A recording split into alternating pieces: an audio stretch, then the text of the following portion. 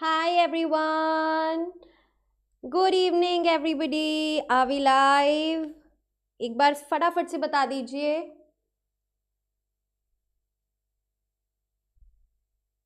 Yes, we are live. Perfect. Hi humans and welcome back to Humanities. I am Purva and आज के video में we'll be covering our chapter 4. अब तो chapter 4 है ये, which is international organizations, जिसमें हम United Nations and its organizations के बारे में सब कुछ जानने वाले हैं. Perfect everybody, a very warm welcome to each and every one of you. Good evening, good evening. Hi everybody. Hi Tanishka, Surpreet, Shreya, Kiara, Bharat, Radhika, Rahul, Nakul.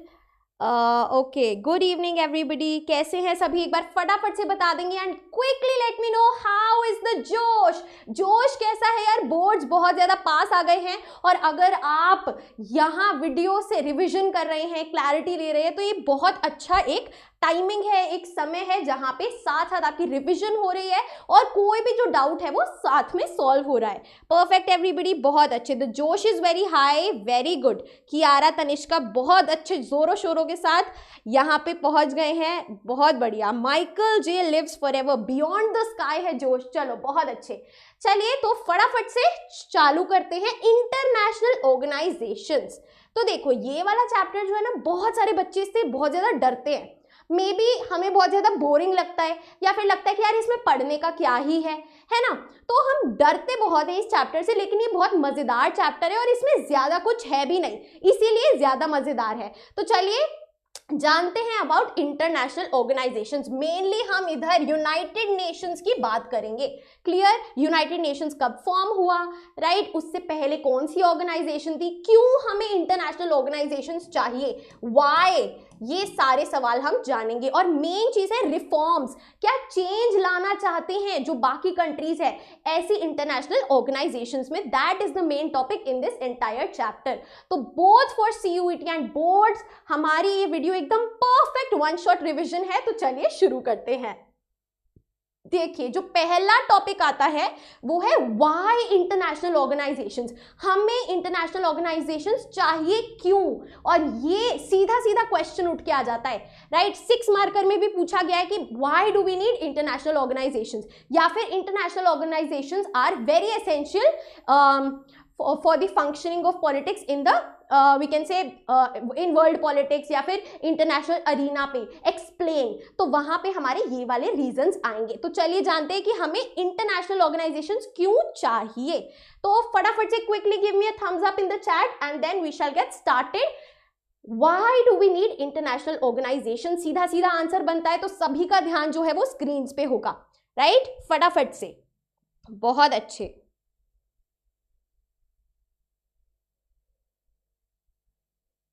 बहुत बढ़िया. चलिए, so the UN is generally regarded as the most important international organization in today's world. Explain.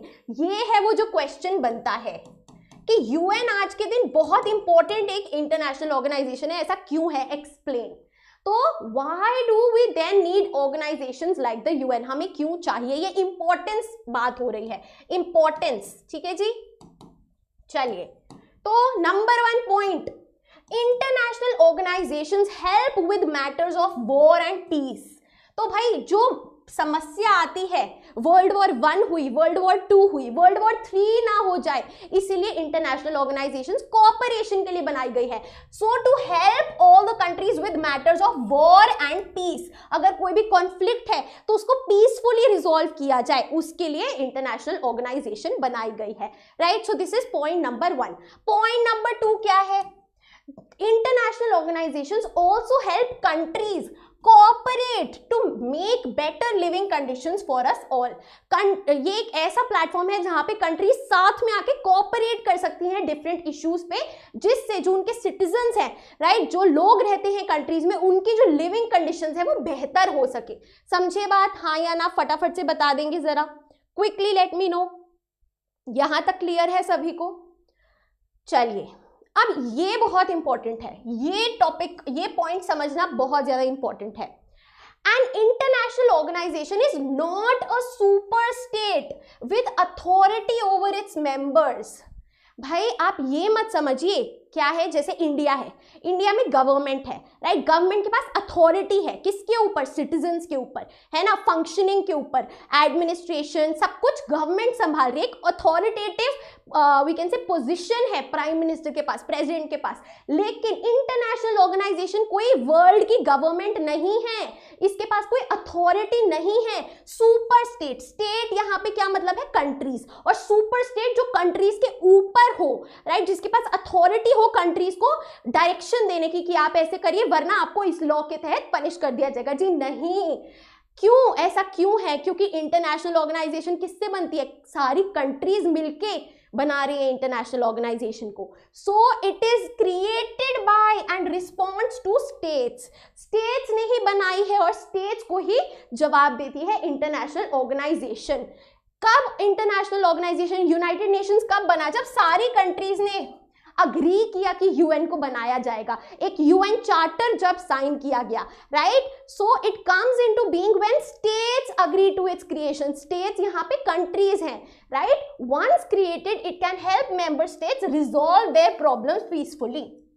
एक बार सबने decide कर लिया, बना दिया एक प्लेटफॉर्म, तो वो अपनी जो प्रॉब्लम्स है पीसफुल तरीके से डायलॉग्स, नेगोशिएशंस करके वहां पे सॉल्व कर सकते हैं। Is it clear everybody, yes और नो, फटाफट से बताएंगे।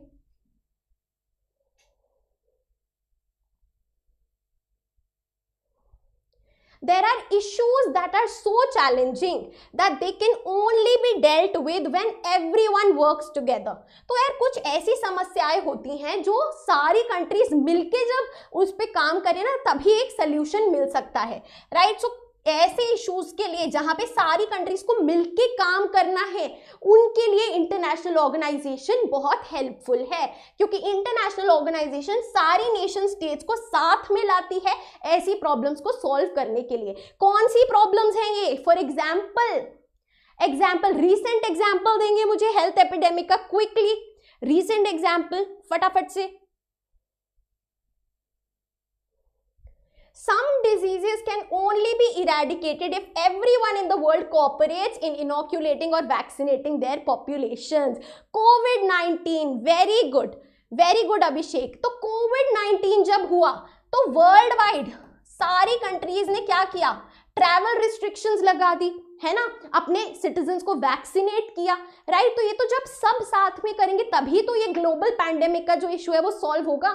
तो ऐसे बड़े इश्यूज के लिए इंटरनेशनल ऑर्गेनाइजेशन बनाई गई है। Global warming and it's effects, right, जो हमारे इन्वायरमेंटल कंसर्न्स हैं उन पे बात करने के लिए बनाई गई है। Is it clear everybody, yes और नो, फटाफट से बता देंगे, बताइए सभी को समझ में आया क्यों हमें चाहिए इंटरनेशनल ऑर्गेनाइजेशन।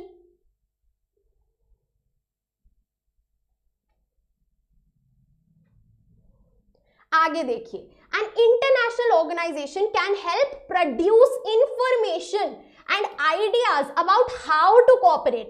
देखो कोऑपरेट तो करने के लिए ये हमें एक प्लेटफॉर्म दे रही है जहां पे सारी कंट्रीज आके डायलॉग्स कर सकती है, बातचीत कर सकती है, लेकिन इंफॉर्मेशन और आइडियाज भी सब मिलके यही तो डिसाइड करेंगे ना कि कैसे कोऑपरेट किया जाए, हमें क्या स्टेप्स लेने चाहिए। तो वो इंफॉर्मेशन और ideas on how to cooperate भी हमें इंटरनेशनल ऑर्गेनाइजेशन दिलाती है ना, जब सब डिस्कस करते हैं। इस वजह से इट कैन प्रोवाइड मैकेनिज्म, तरीका, ठीक है, मैकेनिज्म, रूल्स, देखिए rules, a bureaucracy to help members have more confidence.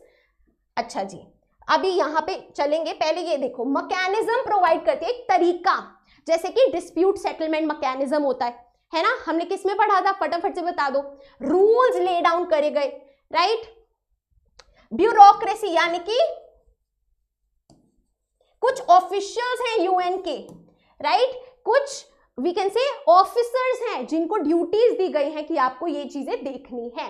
तो ऐसे एक एक वी कैन से एक स्ट्रक्चर दिया जाता है इंटरनेशनल ऑर्गेनाइजेशन को, ताकि जो कंट्रीज है उनको बिलीव आए कि हाँ ये जो स्ट्रक्चर है ये हमें जस्टिस देगा और बायस्ड नहीं रहेगा और सबकी प्रॉब्लम सॉल्व करेगा, राइट। इन चीजों से जो स्टेट्स है उनको विश्वास आता है कि जो कॉस्ट है वो सब में शेयर होंगे। यानी कि अगर हम बात करें क्योटो प्रोटोकॉल या फिर common but differentiated responsibilities, right, तो उसमें क्या है हमारी इन्वायरमेंट वाले चैप्टर में कि भाई जिसने जितनी इन्वायरमेंटल डिग्रेडेशन करी है वो उतना भरेगा, राइट। सो कॉस्ट्स जो हैं वो प्रॉपरली शेयर होंगे इक्विटी के बेसिस पे, जिसको जितना देना चाहिए सब देंगे, ये नहीं कि कोई एक ही भर रहा है सारा नुकसान, right. That the benefits will be Fairlie divided, और जो बेनिफिट्स है जो उससे भाई फिर फायदा आएगा वो भी हर एक कंट्री को मिलेगा। That once a member joins an agreement, it will honor the terms and conditions of the agreement. अगर किसी ने कोई agreement साइन किया है, ज्वाइन किया है, तो उसे फॉलो करना पड़ेगा। ये सब कैसे इंश्योर होता है? जो मैकेनिज्म्स, रूल्स और ब्यूरोक्रेसी इंटरनेशनल ऑर्गेनाइजेशन प्रोवाइड करती है। Is it clear everybody? Yes और नो फटाफट से बता देंगे।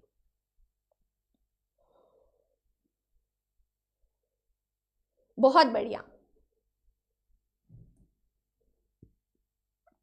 Now this is the proper timeline. This timeline is very important for your CUET. CUET के लिए बहुत ज्यादा इंपॉर्टेंट है, रीड कर लेंगे। अभी मेन चीज पे हम यहां एम्बलम पे चलते हैं।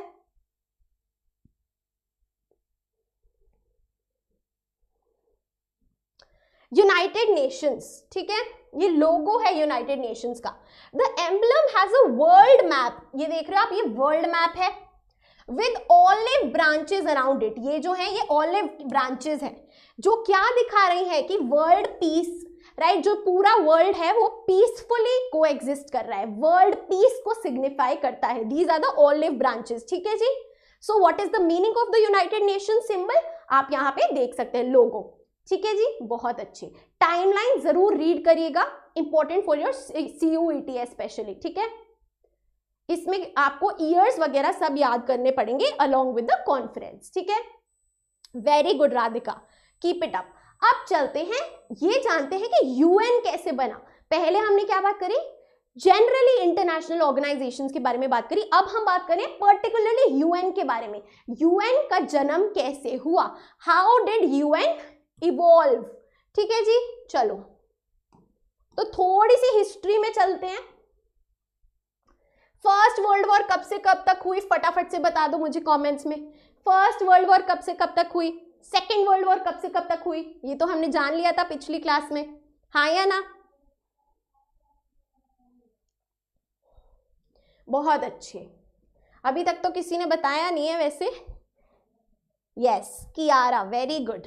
1914 टू 1918, ठीक है जी। तो पहली वर्ल्ड वॉर हो गई, तो यार सारी कंट्रीज को लगा कि एक ऐसी इंटरनेशनल ऑर्गेनाइजेशन हमें बनानी चाहिए जहां पे सारी कंट्रीज मिलकर कोऑपरेट कर सके और आगे फ्यूचर में वॉर ना हो। तो फर्स्ट वर्ल्ड वॉर के बाद जो है लीग ऑफ नेशन बना था।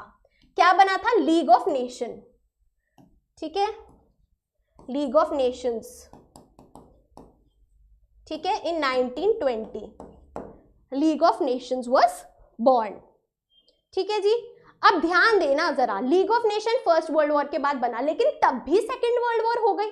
अरे मोए मोए ठीक है, तो कुछ यूज नहीं हुआ इस इंटरनेशनल ऑर्गेनाइजेशन का। So it could not prevent the second world war, जो कि 1939 से 45 तक हुई, राइट। तो दूसरी वर्ल्ड वॉर भी हो गई यार, फिर इसका यूज क्या रहा? इतनी सारे लोगों की डेथ हुई और इतने सारे लोग जो हैं वुंड भी हो गए, राइट। उनको वी कैन से कुछ बहुत सारे लोग क्या बोलते हैं हिंदी में वुंड को? ओ गॉड फटाफट से बता दो कमेंट्स में। बहुत सारे लोग क्विकली लेट मी नो, मुझे स्ट्राइक नहीं हो रहा है वुंड का।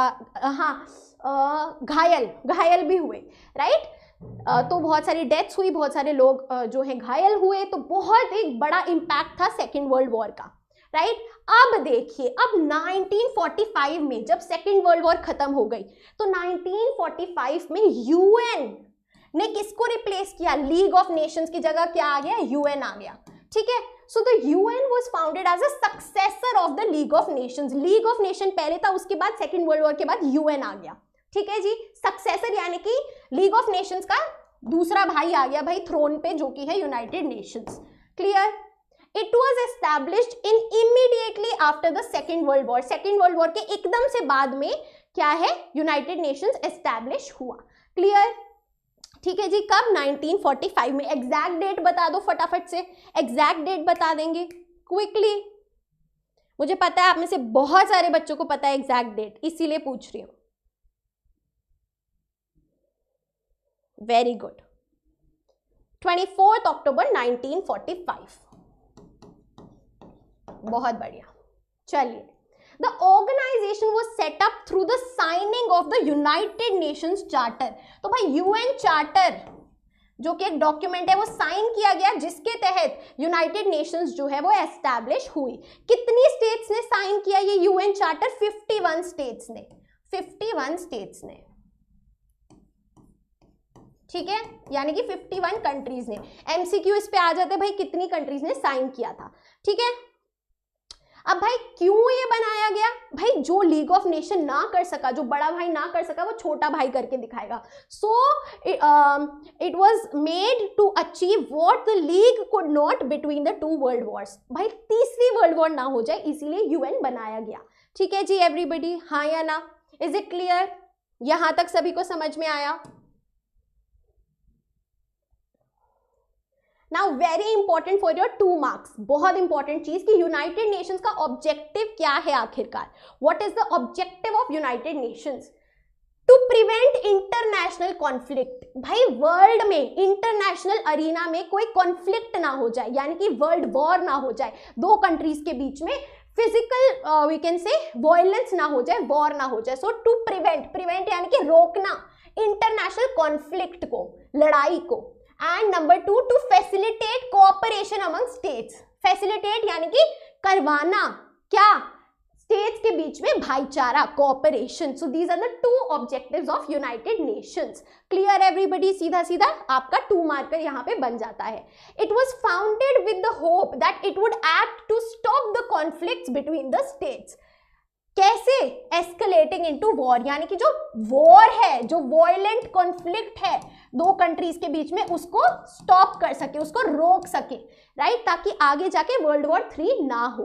और अगर गलती से वॉर हो भी गई, अगर गलती से दो कंट्रीज के बीच में वायलेंस हो भी गया, तो उसको रोकना। ठीक है, उस वायलेंस को काफी हद तक रोकना। टू लिमिट यानी कि टू स्टॉप, रोक लगाना। To the extent of hostilities, hostilities यानी कि जो जानें गंवाई जा रही हैं इस वॉर में, राइट? जो नुकसान हो रहा है उसको रोकना, अगर गलती से वॉर हो भी गई तो। These are the objectives of United Nations. Clear everybody? हाँ या ना? फटाफट से बता देंगे। बहुत अच्छे। चलो, UN was intended to bring countries together to improve the prospects. अच्छा, अब ये देखो, ये तो प्राइमरी है, ये ऑब्जेक्टिव नंबर 1 प्राइमरी ऑब्जेक्टिव है। दूसरा ऑब्जेक्टिव क्या है यार? कि सोशल, अरे सोशल और इकोनॉमिक डेवलपमेंट हो सके। वर्ल्ड में हर जगह, हर कंट्री में सोशल और इकोनॉमिक डेवलपमेंट हो सके। इकोनॉमिक डेवलपमेंट और सोशल डेवलपमेंट का मीनिंग क्या है? सोसाइटी जो है काफी डेवलप हो जाए। सोसाइटी कब डेवलप होगी? जब इकोनॉमी बेहतर होगी, जब वहां के लोगों के पास पैसा होगा। पैसा होगा तो स्टैंडर्ड ऑफ लिविंग अच्छा होगा, राइट? सारी फैसिलिटीज उपलब्ध होंगी। तो सोशल एंड इकोनॉमिक डेवलपमेंट भी ऑब्जेक्टिव है यूनाइटेड नेशंस का, कि हर एक देश में सोशल और इकोनॉमिक डेवलपमेंट हो जाए। ठीक है, क्यों भाई? क्योंकि अगर ये समस्या हल हो गई तो कॉन्फ्लिक्ट्स ही बंद हो जाएंगे। Because conflicts often arose from the lack of social and economic development. Lack यानी कि कमी। ठीक है, तो भाई सब अपने अपनी कंट्रीज में खुश रहेंगे और कोई कॉन्फ्लिक्ट होगा ही नहीं। अब देखिए, by 2011 UN had 193 member states. तो 193 मेंबर्स हैं यूनाइटेड नेशंस में। ठीक है जी, included almost all independent states, सारी जो इंडिपेंडेंट स्टेट्स हैं, राइट, जो आजाद स्टेट्स हैं, जो सोवरेन स्टेट्स हैं, वो यूएन का हिस्सा हैं। तो टोटल नंबर ऑफ मेंबर्स क्या है? 193। फटाफट से चैट में लिख देंगे 193 अपनी प्रेजेंट मार्क करने के लिए। जो हम मिड चैट प्रेजेंट लगाते हैं, फटाफट से 193 स्पैम कर देंगे चैट में क्विकली।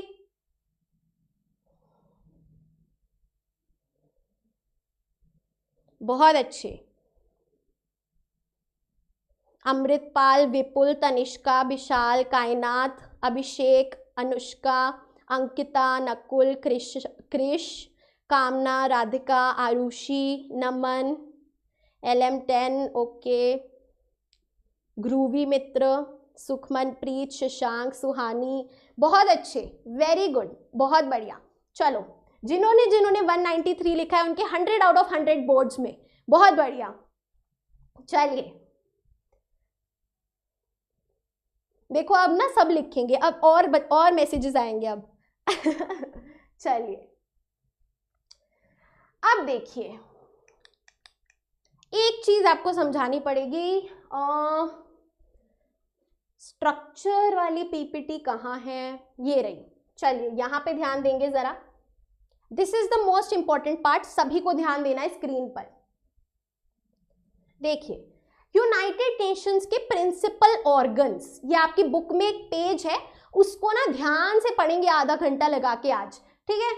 तो देखो, इसकी एक ट्रिक है, ठीक है, GUESTI, ठीक है। जो गेस्ट है वो आ गए, गेस्ट आई, ठीक है, गेस्ट आई।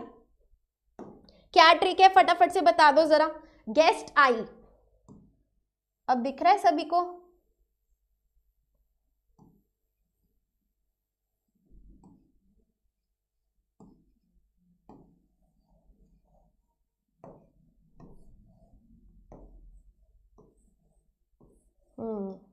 गेस्ट आई, बहुत बढ़िया। चलो, तो जी से क्या है? जी से क्या है? जनरल असेंबली,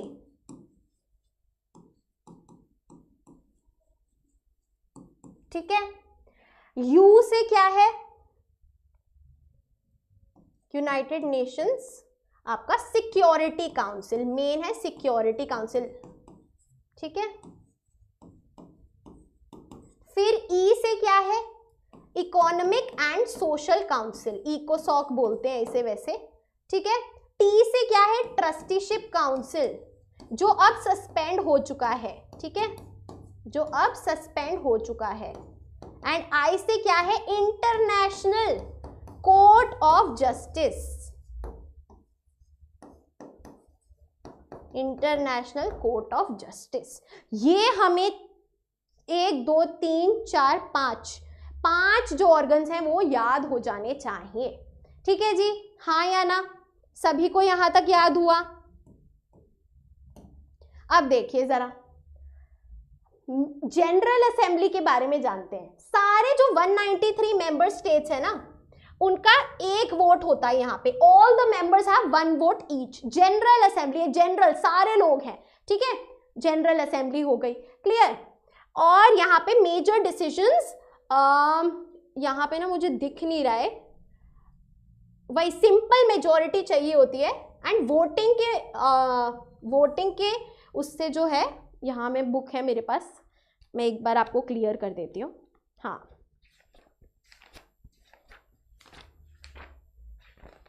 ये रहा। Representatives of all 193 member states, each with 1 vote. Major decisions require a 2/3 majority and otherwise a simple majority, ठीक है। तो 2/3 मेजोरिटी चाहिए होती है, यानी कि आपको मेजोरिटी वोट चाहिए कोई भी डिसीजन लेना है, ठीक है। सिंपल मेजोरिटी यानी कि हाफ, ठीक है जी। सिंपल मेजोरिटी यानी कि 50+ वोट्स, 50% से ज्यादा वोट्स होने चाहिए। And decisions are not binding on UN members, जो डिसीजंस है वो बाइंडिंग नहीं है। इसका मीनिंग क्या है कि जरूरी नहीं है कि आपको ओबे करने हैं, अगर आपने ओबे नहीं करे तो कोई लीगल सैंक्शन, कोई आपको पनिशमेंट दी जाएगी, ऐसा नहीं है। So this is about the general assembly, ठीक है, हाँ या ना? अब इसके बाद जो मेन चीज है जहां पे क्वेश्चन लॉन्ग आता है वो है सिक्योरिटी काउंसिल। अब सिक्योरिटी काउंसिल देखो, सिक्योरिटी काउंसिल है वो होता है ना, ये तो फ्री वाला वर्जन है, जनरल असेंबली 193 सबके सब हैं। एक पेड वर्जन है, ठीक है, तो पेड वर्जन में क्या है, कुछ लिमिटेड लोग हैं। सिक्योरिटी काउंसिल में 15 मेंबर्स हैं केवल, यहाँ पे 193 मेंबर्स हैं, यहाँ पे 15 मेंबर्स है, जिसमें से 5 परमानेंट मेंबर्स हैं। 5 ने भाई लाइफ टाइम की एक्सेस ले ली है, और 10 नॉन परमानेंट मेंबर्स है जो हर 2 साल में चेंज होते हैं। ठीक है जी, जो हर 2 साल में चेंज होते हैं। क्लियर? सो 15 मेंबर्स, 5 परमानेंट, और यहां पे देखना पड़ेगा, हाँ, विद वीटो राइट्स, उसकी बात हम आगे करेंगे। 10 elected by general Assembly for 2 year terms. General assembly में डिसाइड होता है कौन 10 जो है नॉन परमानेंट मेंबर्स बनेंगे 2 साल के लिए। And decisions binding on all UN members, जो डिसीजन यहाँ पे लिए जाएंगे वो बाइंडिंग है, यानी कि ज्यादा सीरियस वर्क कहाँ पे हो रहा है, सिक्योरिटी काउंसिल में हो रहा है। Clear everybody? हाँ या ना? यहां तक बताएंगे। These are the most important 2 organs, right? चलो आगे चलते हैं जी, इकोनॉमिक एंड सोशल काउंसिल पे। Member states elected by the general Assembly for overlapping 3 year terms, 54 seats based on, again मुझे यहां दिख नहीं रहा है, ज्योग्राफिकल रिप्रेजेंटेशन। ठीक है जी, तो इकोनॉमिक और सोशल काउंसिल का क्या काम होता है, जैसे कि ह्यूमन राइट्स है ना, narcotic drugs, sustainable development, status of women, इन सब पे काम करने का, डेवलपमेंट करने का। इकोनॉमिक और सोशल कॉन्टेक्स्ट में डेवलपमेंट, जो हमारा ऑब्जेक्टिव था ना दूसरे वाला, वो वाला काम करने का किसका काम होता है, इकोनॉमिक एंड सोशल काउंसिल, जिसमें 54 सीट्स है, यानी कि 54 कंट्रीज होती हैं, based on geographical representation. Geographical representation आपका मेजरली कॉन्टिनेंट के थ्रू माना जाता है कि यूरोप से कुछ कंट्रीज, एशिया से कुछ कंट्रीज, अफ्रीका से, फिर अमेरिका से, ऐसे करके। ठीक है, equal representation through out the globe मिले। ठीक है, बहुत अच्छे। आगे चलते हैं। अब यहां पे आता है सेक्रेटेरिएट। सेक्रेटेरिएट क्या है जी? International staff servicing the other principal organs. तो यहाँ पे this is the bureaucracy, this is the office, right, जहां आप बाकी सारी जो प्रिंसिपल ऑर्गन्स हैं उनको आप we can say international staff servicing कर रहे हैं। Headed by the secretary General. Head कौन है सेक्रेटेरिएट का? Secretary General. ठीक है, who is appointed by the general Assembly on the recommendation of security Council for a 5 year renewable term. Very important. तो भाई आपका जो सेक्रेटरी जनरल है वो कौन से प्रिंसिपल ऑर्गन का हिस्सा होता है? That is the secretariat. 5 साल के लिए सेक्रेटरी जनरल इलेक्ट किया जाता है general assembly in on the recommendation of security council, यानी कि सिक्योरिटी काउंसिल सजेस्ट करेगा ये लोग हैं, इनमें से चूज कर सकते हैं, वोट कर सकते हैं कि कौन बनेगा सेक्रेटरी जनरल यूनाइटेड नेशंस का, और फिर जो जनरल असेंबली है वो वोट करते हैं। रिन्यूएबल टर्म, यानी कि 5 साल तक आपने आप सेक्रेटरी जनरल हैं, तो इमीडिएट बाद आप इकट्ठा 10 साल के लिए हो सकते हैं सेक्रेटरी जनरल। आई बात समझ में? सो रिन्यूएबल यानी कि बैक टू बैक आप इलेक्ट हो सकते हैं। Is it clear everyone? Yes और नो? फटाफट से बताएंगे। समझ में आ भी रहा है या मैं बस फालतू में बकबक करे जा रही हूं?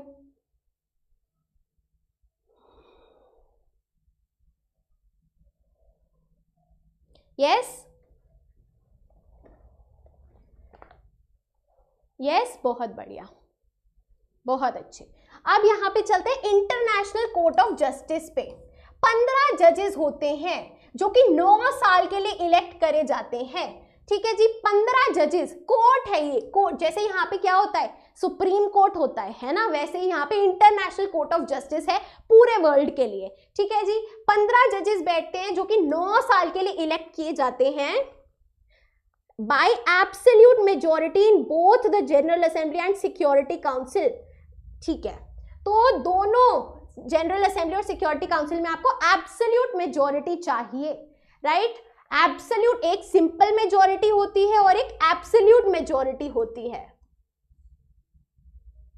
ठीक है जी, simple is half, 2/3 majority is your absolute majority, plus उसमें कुछ एक्स्ट्रा भी होता है। तो उसके थ्रू दोनों में ही जो है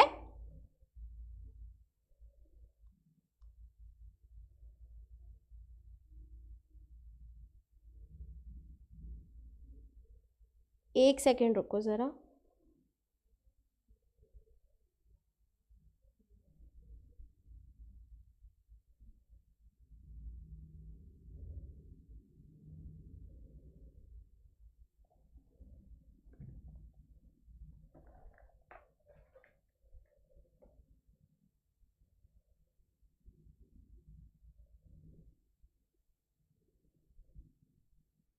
ठीक है। तो डिफरेंस यही बताया गया है कि सिंपल मेजोरिटी में प्रेजेंट एंड वोटिंग, जो प्रेजेंट है और वोट कर रहे हैं उनके आपको 50% से ज्यादा वोट्स चाहिए, और एब्सोल्यूट मेजोरिटी में आपको मोर देन मतलब 50% चाहिए ही चाहिए in total.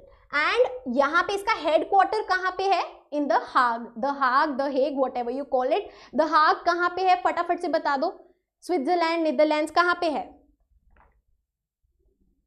Very good, Netherlands, Kartik ने बताया है, बहुत अच्छे, बहुत बढ़िया, नीदरलैंड्स में। ठीक है जी, यहाँ पूछ लिया जाता है एमसीक्यू के लिए। अब यहाँ पे चलते हैं ट्रस्टीशिप काउंसिल पे। अब देखो ट्रस्टीशिप काउंसिल जो है ना वो सस्पेंड हो चुका है, अब फंक्शन नहीं करता। कब सस्पेंड हुआ है? 1 नवंबर 1994। ठीक है जी, with the independence of Palau, the last UN trust territory. तो ट्रस्टीशिप काउंसिल क्यों बनाया गया था? To look after the trust territories, जहां पे वी कैन से जो यूएन के अंडर तब आ रही थी, जब वो इंडिपेंडेंट हो गई तब ट्रस्टीशिप काउंसिल का भी काम जो है वो खत्म हो गया। So with the independence of Palau. ठीक है जी, क्लियर एवरीवन, हाँ या ना? पलाऊ आइलैंड, बहुत अच्छे नित्या एंड अंकिता।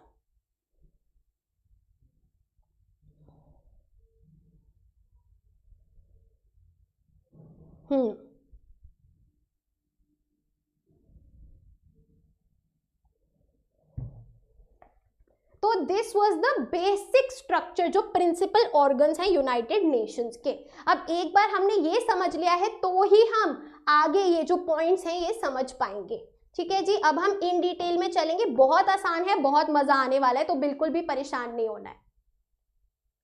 देखिए, यूनाइटेड नेशंस जनरल असेंबली में हर एक members, all members 193 members have 1 vote each, सबका एक वोट होता है, राइट। यूएन सिक्योरिटी काउंसिल में देयर आर 5 परमानेंट मेंबर्स। कौन है ये 5 परमानेंट मेंबर्स? रट लो खुद ही, आपको मोस्ट पावरफुल कंट्री सोचो, खुद ही आ जाएगा। यूनाइटेड स्टेट्स, यूएसएसआर यानी कि रशिया आज के दिन, यूनाइटेड किंगडम यानी कि Britain, France and China, France and China. तो ये P5 इनको हम बोलेंगे, परमानेंट 5। ठीक है जी, अब इनको देख के आपको क्या लग रहा है? कोई आप अगर ऑब्जर्वेशन स्किल्स अच्छी हैं तो आपको क्या दिख रहा है यार?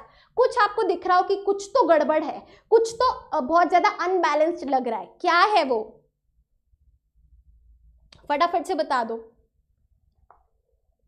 क्या है वो चीज जो आपको लग रहा है यार थोड़ी सी ना गड़बड़ है, कुछ तो नाइंसाफी है यहाँ पे?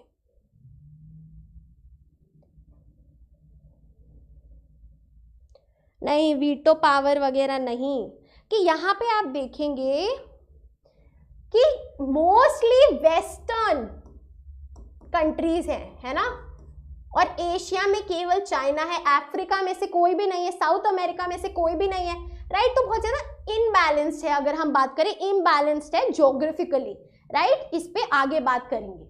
सो दे वर द, अब इनको ही क्यों P5 चुना गया, परमानेंट 5 ये कंट्रीज क्यों बनी? क्योंकि अपना यूएन कब बना था? आफ्टर सेकेंड वर्ल्ड वॉर, यानी कि इन 1945। और उस समय कौन थी powerful? They were the most powerful immediately after the Second World War, and because they constituted the victors in the war.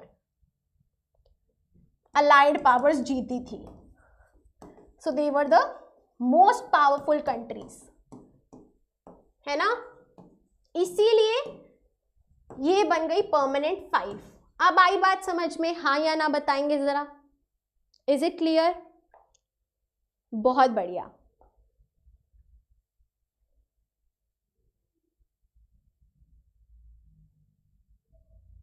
बहुत अच्छे। एक्सिस पावर्स में कौन कौन था एक बार चैट में लिख दो, आपका रिवीजन हो जाएगा। चैट में लिख देंगे, रिवीजन हो जाएगा आपका। एक्सिस पावर्स में कौन कौन था?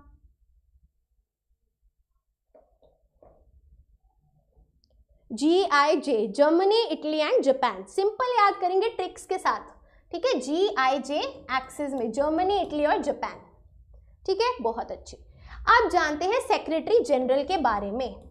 The secretary general, the UN's most visible public figure and the representative head. तो यूएन के रिप्रेजेंटेटिव हेड कौन है? Secretary general. जो पब्लिक फिगर, जैसे इंडिया को प्राइम मिनिस्टर हर जगह आप देखेंगे पब्लिक फिगर है, हर जगह रिप्रेजेंट करते हैं। सिमिलरली यूनाइटेड नेशंस में secretary general most visible public figure है जो यूएन को रिप्रेजेंट करते हैं। आज की डेट में who is the present secretary general? Antonio Guterres. Antonio Guterres, ठीक है जी, एंटोनियो ग्यूटेरस। फटाफट से सब चैट में लिखेंगे ताकि यहाँ पे लॉक हो जाए कि हाँ यार मैंने ना लाइव स्ट्रीम में लिखा था ये। फटाफट से चैट में लिख देंगे Antonio Guterres. He is the 9th secretary general. तो इनसे पहले 8 सेक्रेटरी जनरल रह चुके हैं। He is the 9th secretary general. He took over as the secretary general in 2017, 2017।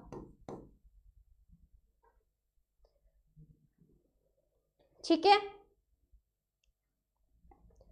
He was the Prime Minister of Portugal and the UN High Commissioner for Refugees. तो पहले वो prime minister of Portugal रह चुके हैं और UN high commissioner for refugees में भी chairman रह चुके हैं। ये हमें याद रखना है, very important for your CUET, very very very important. यहां तक सभी को समझ में आ गया, हाँ या ना? अभी चलते हैं, पूरी टाइमलाइन देखेंगे। फर्स्ट कौन था, सेकंड कौन था, थर्ड कौन था, फोर्थ कौन था।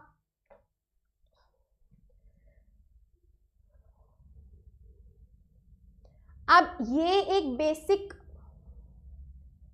चीज समझ लेते हैं भाई। The UN consists of many different structures and agencies. UN के अंडर बहुत सारी डिफरेंट इंस्टीट्यूशंस आते हैं, स्ट्रक्चर्स आते हैं, एजेंसीज आती हैं, ठीक है जी। War and peace and differences between member states are discussed in the general assembly and security council. Main principal organs तो ये हैं जहां पे वॉर एंड पीस के मैटर, राइट, कोई कॉन्फ्लिक्ट है उन सब के बारे में डिस्कशन होता है, ये हम पढ़ चुके हैं, right. Social and economic issues जो है, राइट, जो सोशियो इकोनॉमिक काउंसिल हमने देखा, राइट, जो डील करता है, उसके अंडर बहुत सारी एजेंसीज आती हैं, जैसे कि World Health Organisation, United Nations Children's Fund UNICEF, United Nations Human Rights Commission. अब ना इनमें कंफ्यूज नहीं होना है, दो है ये, एक है ह्यूमन राइट्स कमीशन HRC और एक है HCR, high Commission for refugees, ठीक है, जिसके चेयरमैन एंटोनियो ग्यूटेरस रह चुके हैं। UN High Commission for Refugees. फिर UN Educational Scientific and Cultural Organisation यानी कि UNESCO and United Nations Development Programme UNDP। These are some of the agencies for social and economic development, right, या फिर जो issues जो हैं ये deal करती हैं। Clear everybody? यस और नो? फटाफट से एक बार बता देंगे, quickly let me no, quickly.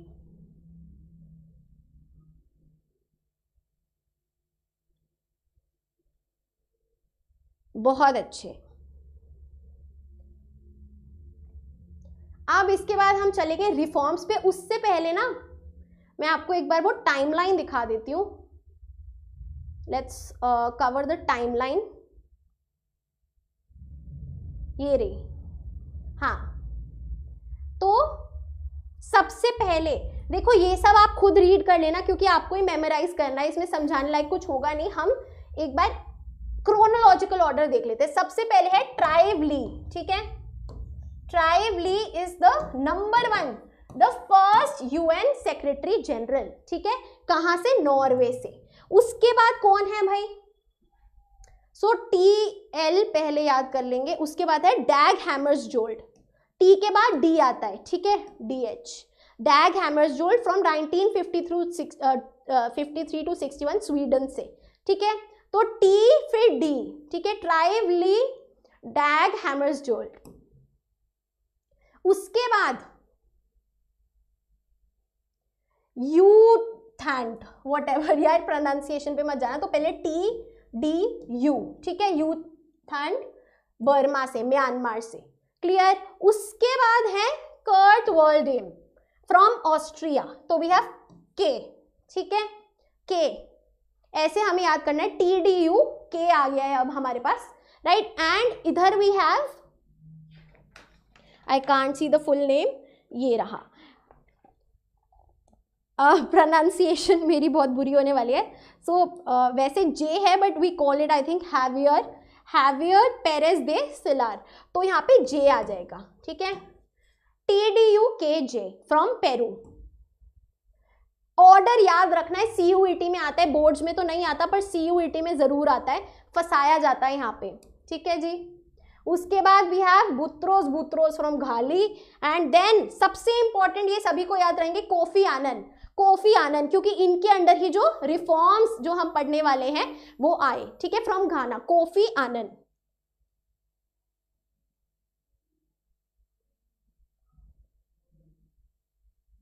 Clear everybody, यहां तक सभी को याद हुआ। सबसे पहले है TDUKJB, वापस से K आ गए हैं, कोफी आनन, ठीक है। अब यहां से बहुत जरूरी है कोफी आनन ऑनवर्ड्स, कोफी आनन के बाद है बन की मून और फिर एंटोनियो गटरस, KBA, ये जरूर याद रखना, जो रिसेंट 3 है, कोफी आनन, बन Ki moon and Antonio Guterres, ठीक है। कोफी आनन फ्रॉम घाना, उनके बाद Ban Ki moon from Korea, very important, and Antonio Guterres from Portugal. Latest 3 जरूर याद रखेंगे, fine, this is important for CUET। Name याद मत करो, आपको बस पता होना चाहिए, MCQ में आइडेंटिफाई कर पाओगे, नेम्स याद करने की जरूरत नहीं है, जो मैंने टिक बताई उतना काफी है, ठीक है जी। चलो अब 2 मिनट का वाटर ब्रेक लेंगे एंड फिर हम कंटिन्यू करेंगे।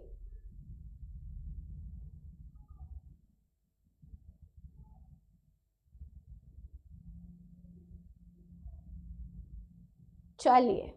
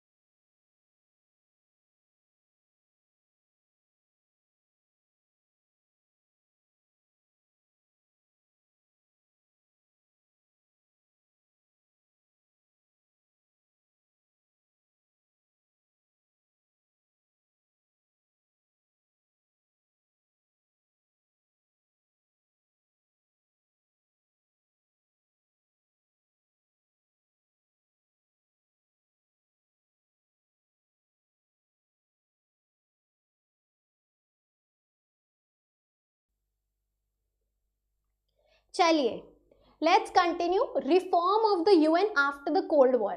तो अब ध्यान रखना, इसमें हमें कंफ्यूज नहीं होना है, जो अगला टॉपिक आएगा रिफॉर्म्स बहुत ज्यादा इंपॉर्टेंट है, ये केवल, अब पता है क्या बात हो रही है, अब इस टॉपिक में हम क्या डिस्कस करेंगे कि कोल्ड वॉर के बाद से ना जो वर्ल्ड है ना उसमें बहुत बदलाव आ गए, बहुत चेंज आ चुका है, तो UN को भी चेंज चाहिए। देखो जरा 1939 से 1945 तक दिख रहा है, ये 1939 से 1945 तक हमारी वर्ल्ड वॉर 2 चली, ठीक है। उसके बाद 45 में UN बनाया गया। अब 45 के बाद 1945 से 1991 तक क्या चली, कोल्ड वॉर चली, राइट। तो यार बहुत साल हो गए, अब 1991 के बाद ना चेंज हो गई हैं चीजें, जो वर्ल्ड पॉलिटिक्स है उसमें चेंज आ गया है, बदलाव आ गया है, राइट। तो यूएन को भी चेंज हो जाना चाहिए, ये यहाँ पे बात होगी। आई बात सभी को समझ में, हाँ या ना? कोल्ड वॉर के बाद यूएन को बदलाव की जरूरत है, ठीक है। अब इसमें जो मेन हमारे रिफॉर्म्स है उसको एक्सप्लेन किया गया है। देखिए जरा, जो मेन हमारे रिफॉर्म्स है कि 2 बेसिक तरीके के चेंजेस हैं जो यूएन में हम लाना चाहते हैं, हाँ या ना? सभी फुल कंसंट्रेशन के साथ यहाँ स्क्रीन पे देखेंगे, बहुत इंपॉर्टेंट पार्ट आ चुका है। 2 तरीके के चेंज लाना चाहते हैं, बदलाव लाना चाहते हैं यूनाइटेड नेशंस में। सबसे पहला क्या है? Reform, change of the organisations, यानी कि यूएन्स, स्ट्रक्चर्स एंड प्रोसेसेस, S&Ps, यानी कि स्ट्रक्चर्स एंड प्रोसेसेस। स्ट्रक्चर यानी कि आपका घर है, वो एक इमारत है, तो एक स्ट्रक्चर है। आप फर्स्ट फ्लोर हटा रहे हैं, राइट, तो आप केवल ग्राउंड फ्लोर रख रहे हैं, स्ट्रक्चर बदलाव ला रहे हैं, या फिर आप फर्स्ट के ऊपर सेकंड फ्लोर भी ऊंची कर रहे हैं अपनी जो बिल्डिंग है उसको, तो स्ट्रक्चर हो गया। और प्रोसेस क्या है? किस तरीके से आपका घर काम करता है। भाई अगर मम्मी होम मेकर हैं तो अब वो जॉब कर रही हैं, तो प्रोसेस चेंज हो गया है। तो ये 2 तरीके के हम प्रोसेस और स्ट्रक्चर में बदलाव चाहते हैं यूएन में, इसके बारे में पहली हेडिंग में बात होगी। और दूसरी बात क्या है? और रिव्यू, यानी कि देखा जाए ऑफ द इश्यूज, जिस तरीके के इशू हैं जो यूएन के ज्यूरिसडिक्शन में फॉल करते हैं। सो दूसरा जो बदलाव है वो है ज्यूरिसडिक्शन ऑफ यूएन,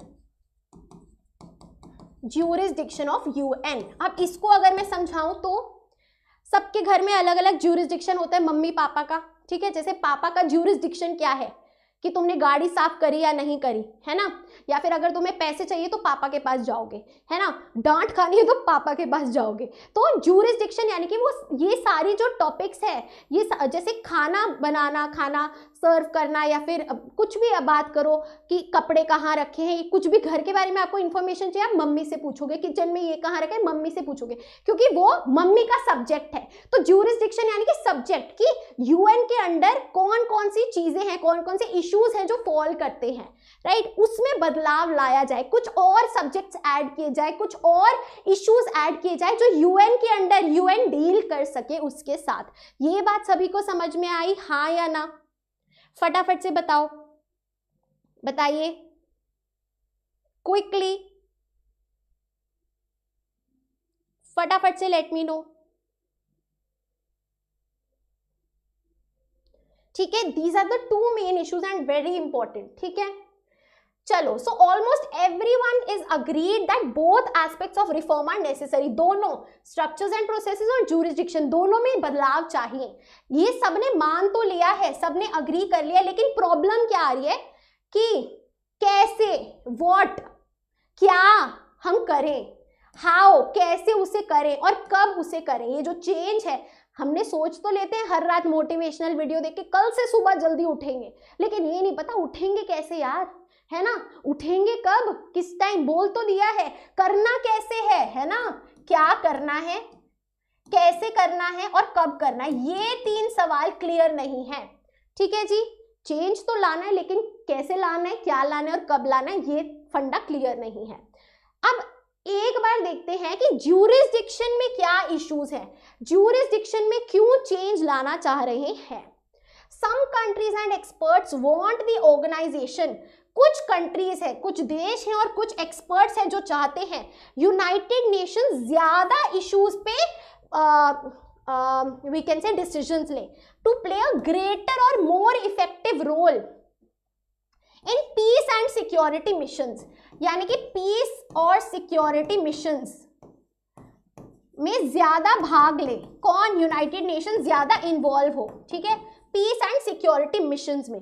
लेकिन जो बाकी हैं वो चाहते हैं अरे जो काम कर रही है उतना ही काफी है, ज्यादा इसमें ना ज्यादा इश्यूज को यूएन के पास धकेलने की जरूरत नहीं है। तो बाकी जो है, some want its role to be confined, limited, कि उतना ही रहे, डेवलपमेंट और ह्यूमैनिटेरियन वर्क जो वो कर रही है यूएन उतना काफी है, जैसे कि हेल्थ, एजुकेशन, आपका population control, human rights, gender and social justice. तो कुछ चाहते हैं कि सिक्योरिटी और पीस मिशंस में भी इन्वॉल्व हो, लेकिन कुछ चाहते हैं कि जो वो ह्यूमैनिटेरियन और डेवलपमेंट काम कर रही है उतना काफी है। तो केवल ये 2 पॉइंट्स अगर आप याद कर लेंगे, पूरा ज्यूरिसडिक्शन वाला आपका ऑलमोस्ट हो गया, समझो। क्लियर एवरीबडी, यस और नो? फटाफट से बताएंगे, क्विकली, फटाफट से बता देंगे, फटाफट से।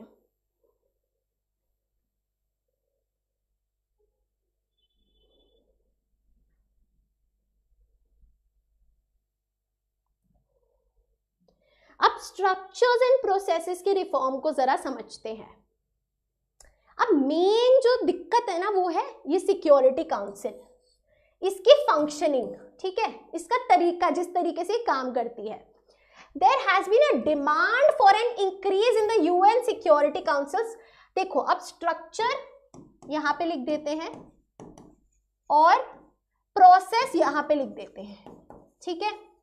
अब स्ट्रक्चर में क्या बदलाव लाना है कि यार ये जो P5 है, परमानेंट 5 है, और ये जो नॉन परमानेंट 10 मेंबर्स हैं इनको बढ़ाया जाए और मेंबर्स को इंक्लूड किया जाए, ठीक है। So there is a demand for increase in the United Nation security councils permanent and non permanent membership. समझे बात? सबसे पहला चेंज ये लाना चाहते हैं ताकि जो आज के टाइम की रियलिटी है, जो कंटेम्पररी वर्ल्ड पॉलिटिक्स है, वो रिफ्लेक्ट हो। अब परमानेंट 5 में केवल 5 देश नहीं है जो पावरफुल हैं। आज के दिन देखो आप आराम से 20 कंट्रीज निकल आएंगे जो बहुत पावरफुल है, right. So today's reality, contemporary यानी कि आज के टाइम की, प्रेजेंट टाइम की आपको पॉलिटिक्स दिखानी चाहिए यूनाइटेड नेशंस में। ये बहुत पुराना है, 1945 वाला आप फंडा फॉलो कर रहे हैं। अच्छा जी, so there are proposals to increase membership from Asia, Africa and South America। भाई यहाँ पे P5 आप देखेंगे वेस्टर्न कंट्रीज है, तो बोला जा रहा है एशिया से लो भाई, है ना, साउथ अमेरिका से आप लो कंट्रीज को सिक्योरिटी काउंसिल में, और अफ्रीका से लो। समझे बात? कि इधर से ऐड करिए आप। The US and other Western countries want improvements in the UN's budgetary procedures and its administration। अच्छा, अब ये जो प्रोसेस है भाई, जो पावर में बैठे P5 वो भी तो कुछ बोलेंगे कि आप क्या चेंज लाना चाहते हो। तो उन्होंने कहा कि UN का जो बजट है, बजटरी प्रोसीजर, बजट क्या होता है कि आपके पास कितने पैसे हैं, है ना, तो उसका जो बजटरी प्रोसीजर है और जिस तरीके से वो काम करती है, यानी कि जो एडमिनिस्ट्रेशन है उसको सुधारा जाए, ये उनका कहना है। किसका? वेस्टर्न कंट्रीज का, US and other western countries का। Is it clear everybody, yes और नो? ये अगेन केवल एक ओवरव्यू है, अभी इन डेप्थ में इसकी हमें बात करनी है। फटाफट से बताएंगे, quickly.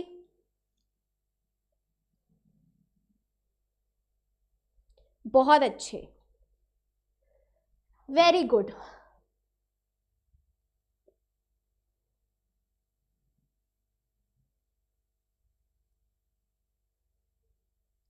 The UN was established in 1945, immediately after the Second World War, as discussed। इसीलिए जिस तरीके से वो ऑर्गेनाइज्ड है और जिस तरीके से वो काम करती है, फंक्शन करती है, वो उस समय के आधार पे बेस्ड है। It reflects the reality of world politics after second world war, यानी कि 1945 ऑनवर्ड्स वो सब कुछ दिखाती है। अब उसको बहुत ज्यादा बदलाव की जरूरत है क्योंकि now we are in 2024, right. तो यहां पे ये बनता है आपका क्वेश्चन, जो कोल्ड वॉर वाली बात करी कि क्या चेंज आया है आफ्टर द कोल्ड वॉर, 1991 के बाद क्या चेंज आया है वर्ल्ड पॉलिटिक्स में। क्या ये कंटेम्पररी रियलिटी जो बार बार बोला जा रहा है बदल गई है, क्या बदला है बताओ तो सही। तो चलो बता देते हैं भाई। पहले यूएस यूएसएसआर दोनों पावर थे, फिर क्या हुआ, ये जो बाइपोलैरिटी खत्म हो गई और यूएस स्ट्रॉन्गेस्ट पावर बन गया, यूएसएसआर कोलैप्स हो गया, है ना जी, ये बदलाव आया है। चाइना फास्ट इमर्जिंग कंट्री है, ग्रेट पावर है, और इंडिया भी रैपिडली ग्रो कर रही है।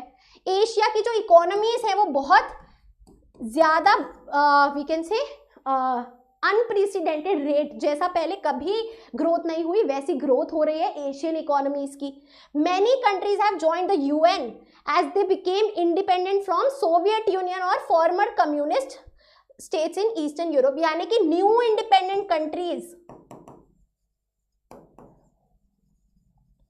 जो पहले यूएसएसआर के अंडर थी रिपब्लिक्स, ये जो न्यू इंडिपेंडेंट कंट्रीज है, इन्होंने भी यूएन को ज्वाइन किया है।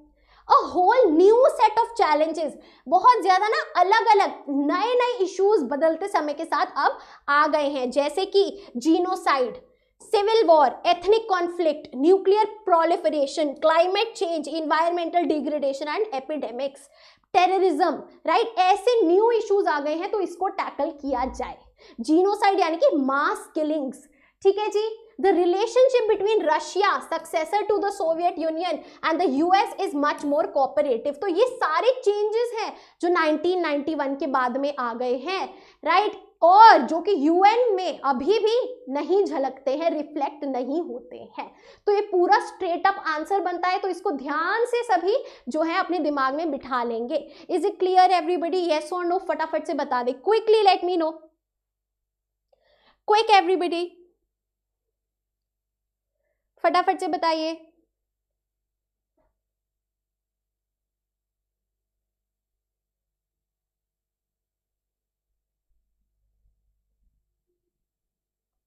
चलो, स्पैमर्स को हटा देंगे, पढ़ाई पे ध्यान देंगे। चलिए, अब हम स्ट्रक्चर्स और प्रोसेसेस के रिफॉर्म को इन डिटेल जानेंगे। वेरी इंपॉर्टेंट टॉपिक, 6 मार्कर बनता है, बार बार बोल रही हूं, जरूर ध्यान से करेंगे, 6 मार्कर बनता है इस पे, ठीक है। चलो, अब देखो क्या होता है, वेरी इंपॉर्टेंट। 1992 में यूनाइटेड नेशन जनरल असेंबली एक रेजोल्यूशन अडॉप्ट करती है जिसमें 3 कंप्लेंट्स जो है वो रजिस्टर की जाती हैं। तो 3 कंप्लेंट्स सबने मिलके बताई। सबसे पहली कंप्लेंट क्या है, जो सिक्योरिटी काउंसिल है वो कंटेम्पररी पॉलिटिकल रियलिटी, जो आज के दिन वर्ल्ड में पॉलिटिकल रियलिटी है, उसको रिप्रेजेंट नहीं करती, उसको नहीं दर्शाती, उसको रिफ्लेक्ट नहीं करती। जैसा हमने अभी पढ़ा, राइट, कोल्ड वॉर के बाद बहुत सारे चेंजेस आए हैं और सिक्योरिटी काउंसिल में ये चीज नहीं झलकती है। Complain number 1। कंप्लेन नंबर 2 क्या है, its decisions reflect only western values and interests and are dominated by a few powers. जो डिसीजन सिक्योरिटी काउंसिल लेती है ना, वो केवल वेस्ट के हित में होते हैं, जो वेस्ट चाहता है उनके इंटरेस्ट में होते हैं, और केवल जो परमानेंट 5 है वो डोमिनेट करती हैं सिक्योरिटी काउंसिल के डिसीजंस को। This is complain number 2। Complain number 3 क्या है, it lacks equitable representation. Equitable representation वही है जो मैंने आपको तब बोला था कि क्या आपने कुछ ऑब्जर्व किया कि ऐसा नहीं है कि ज्योग्राफिकली वेल स्प्रेड है, ज्योग्राफिकली हर एक कॉन्टिनेंट से एक एक कंट्री लेके P5 बनाया, ऐसा नहीं है। वेस्ट की तरफ ज्यादा इंक्लिनेशन है। इक्विटेबल यानी कि इक्वली स्प्रेड आउट, ठीक है, समझे बात, हाँ या ना। So these were the 3 complaints that were taken up in the UN General Assembly resolution in 1992.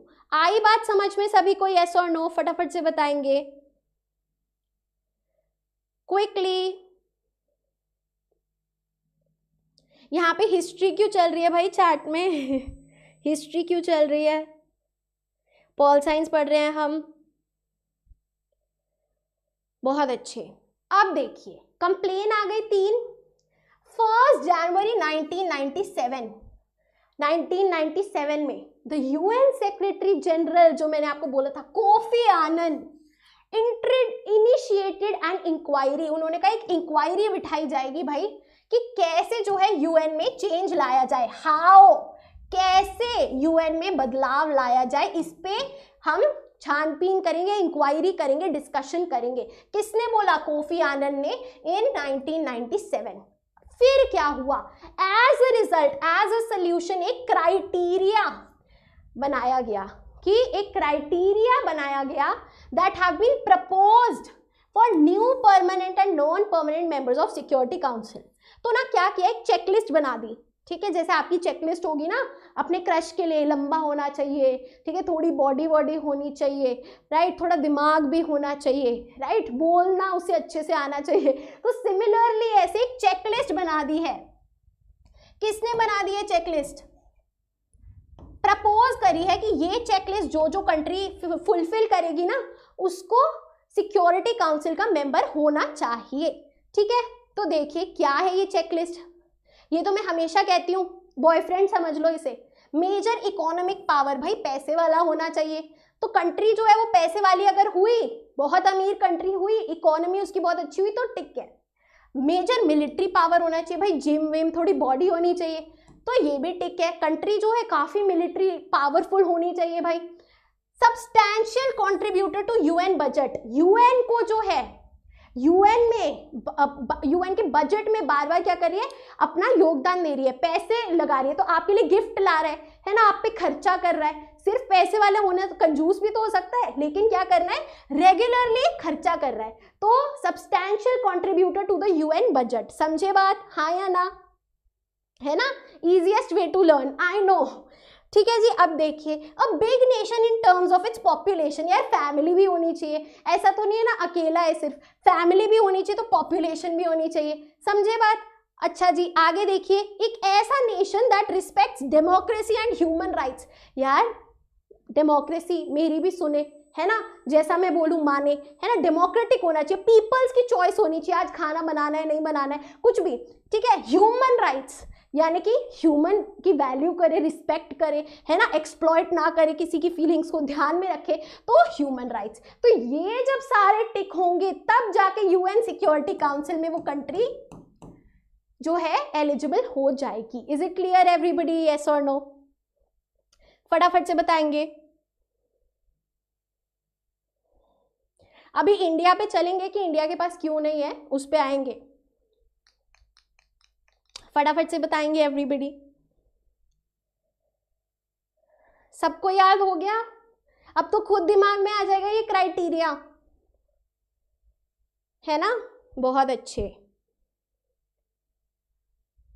हाँ, एक और पॉइंट है, a country that would make the council more representative of world's diversity in terms of geography, economic systems and culture, एक ऐसा देश जो और ज्यादा डाइवर्सिफाई करेगा यूएन को, यानी कि जोग्राफिकली वो डिस्टिंक्ट है, इकोनॉमिक सिस्टम्स उसमें है, और कल्चरली बहुत ज्यादा डाइवर्स है, अलग अलग कल्चर के लोग उस देश में शामिल है, ताकि ये ऐसी जब कंट्री ऐड हो जाए यूएन में तो ज्यादा रिप्रेजेंटेटिव हो जाए, ज्यादा लोगों को रिप्रेजेंट करे, समझे। This is the 6th point, more representative, ठीक है,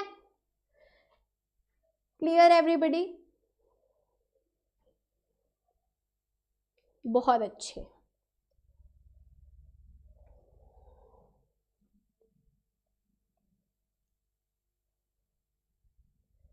अब देखो जरा यहाँ पे, each of these criteria has some validity, valid तो है ये चीजें, government saw advantages in some criteria and disadvantages in other depending on their interests and aspirations।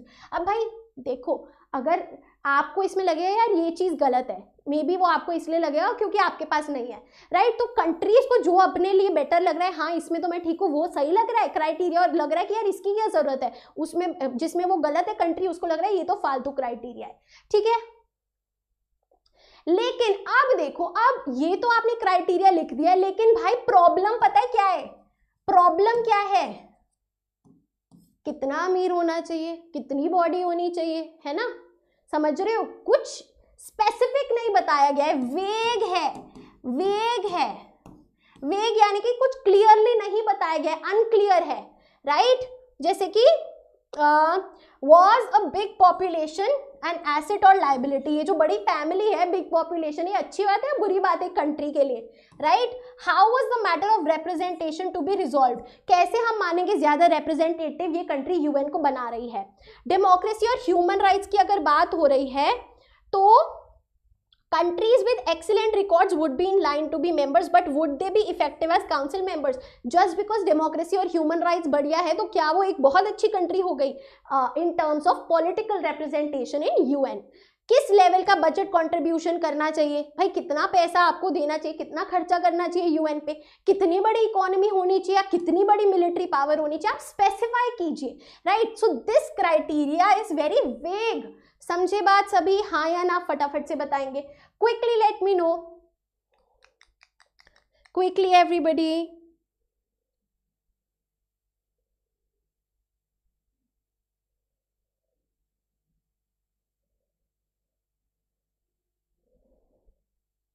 Yes, बहुत अच्छे, बहुत बढ़िया।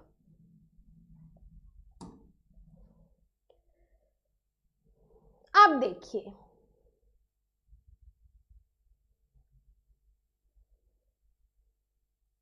अब एक और प्रॉब्लम सामने आई कि जो नेचर ऑफ मेंबरशिप है, जिस तरीके की मेंबरशिप है, इसी को हटा देना चाहिए। कैसी है ये membership? Veto power. Veto power क्या है कि ये जो परमानेंट 5 मेंबर्स है ना, ध्यान से सुनना वीटो पावर के बारे में। जो परमानेंट 5 मेंबर्स है सिक्योरिटी काउंसिल के, उनके पास ये पावर है कि अगर कोई भी इशू आया, ठीक है, फॉर एग्जाम्पल आपने बोला कि डू यू अग्री कि पाकिस्तान जो है वो जबरदस्ती इंडिया में इंटरफेयर कर रहा है और कश्मीर लेने की कोशिश कर रहा है, ठीक है, तो 5 कंट्री से माना पूछा जाएगा, मतलब वोटिंग तो होती ही है, तो अगर एक भी कंट्री ने नो बोला और बाकी सारी कंट्रीज ने यस बोला तो नो माना जाएगा। So this is the negative veto. कह दिया ना, बस कह दिया। अगर इन 5 कंट्रीज में से किसी ने भी नो बोल दिया तो पूरा का पूरा जो डिसीजन है वो रद्द हो जाएगा, नो हो जाएगा।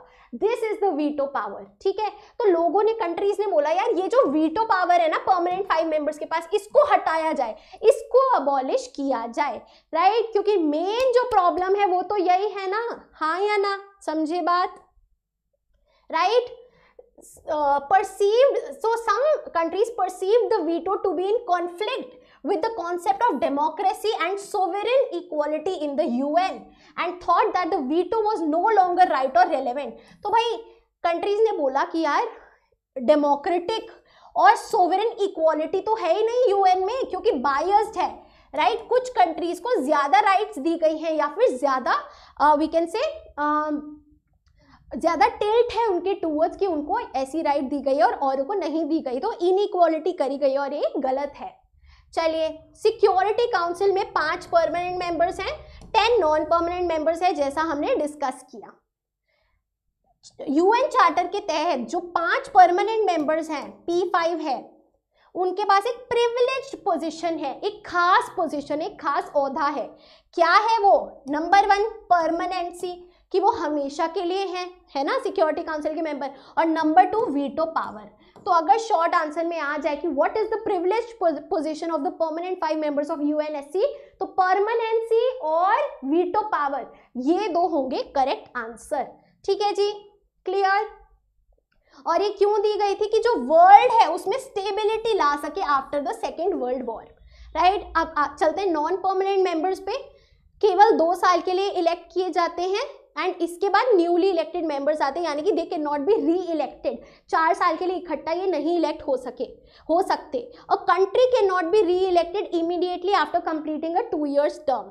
The non permanent members are elected in a manner so that they represent all continents of the world। Geographical representation जो मैंने बोला था ना, पढ़ा था जो अभी, ज्योग्राफिकल रिप्रेजेंटेशन, यानी कि सारे कॉन्टिनेंट्स में से रिप्रेजेंटेशन होनी चाहिए 10 नॉन परमानेंट मेंबर्स की। क्लियर एवरीबॉडी, यस और नो? यहां तक सभी को क्लियर है, हाँ या ना? फटाफट से बताएंगे।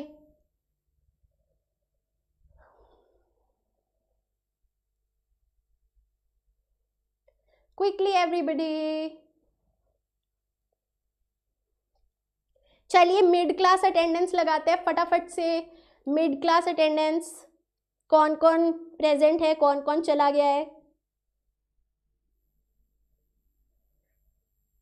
फटाफट बता दो।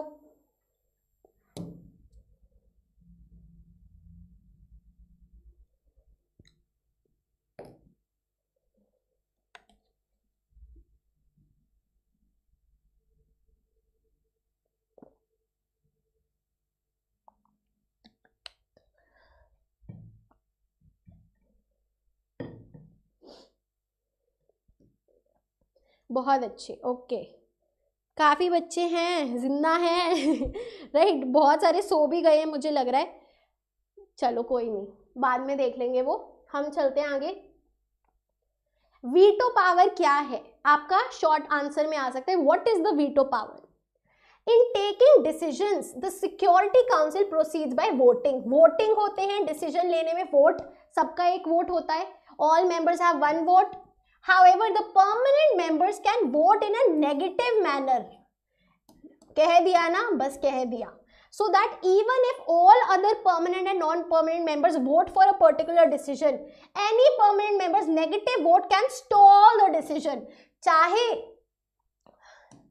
14 मेंबर्स ने यस बोला है, एक ने अगर नो बोल दिया, एक परमानेंट मेंबर ने नो बोल दिया, तो ये सारे यस रद्द हो जाएंगे और नो माना जाएगा असली फैसला. This negative vote is the veto. इसको बोलते हैं वीटो, नेगेटिव वोट, क्योंकि ना बोल रहे हैं. समझे बात? The non permanent members do not have the veto power. केवल P5 के पास वीटो पावर होती है. राइट? बहुत अच्छे.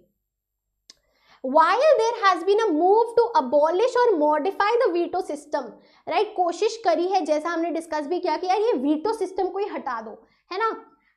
तो चेंज लाया जाए या फिर हटा दिया जाए.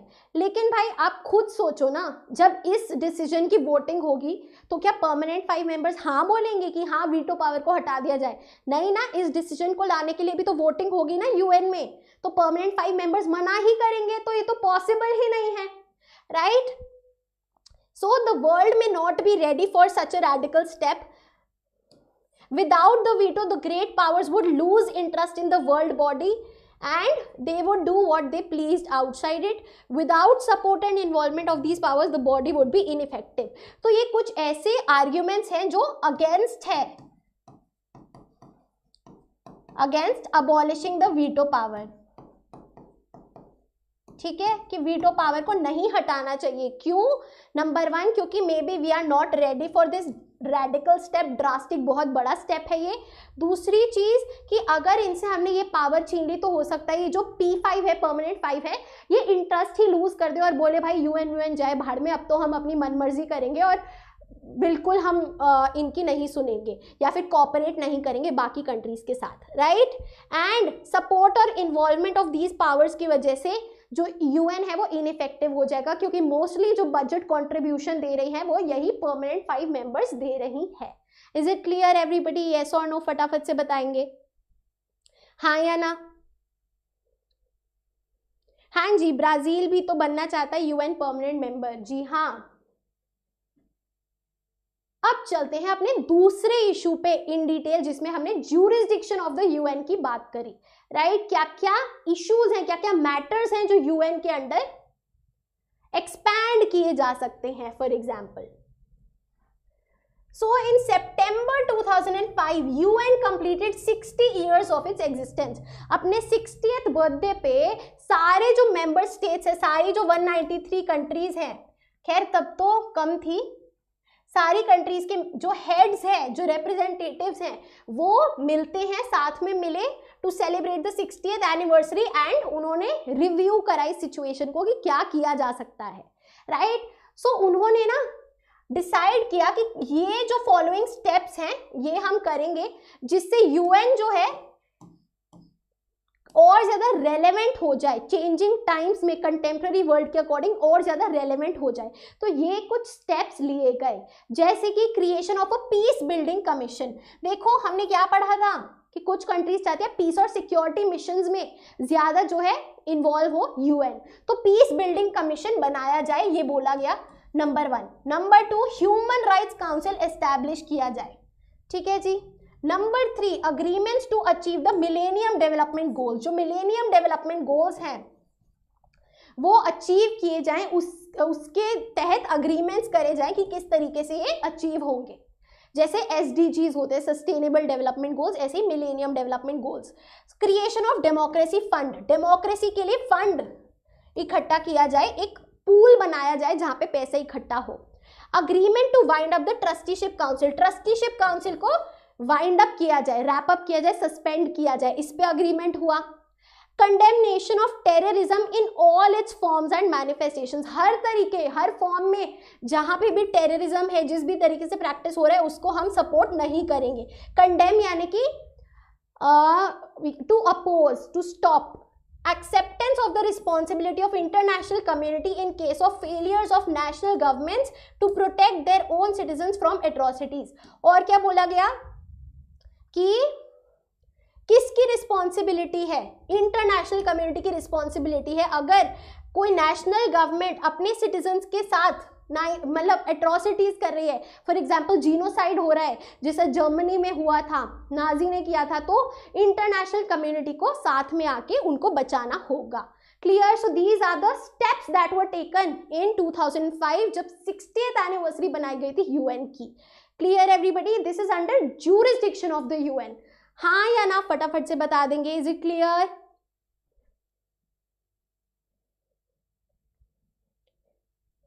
Yes or no?